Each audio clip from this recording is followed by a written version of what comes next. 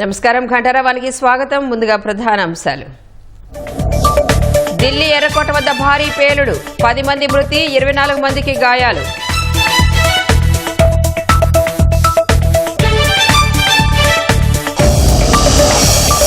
ఆత్మాహుతి దాడిగా పోలీసుల అనుమానం, ఎర్రకోట చాందినీ చౌక్ కు వెళ్లే దారులు మూసివేత.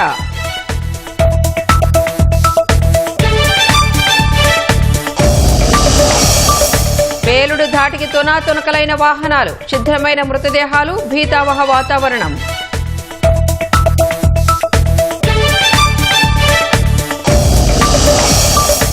క్షతగాత్రులు ఉన్న ఆసుపత్రికి వెళ్లిన అమిత్ షా, బాధితులకు అందుతున్న వైద్య సేవలపై ఆరా.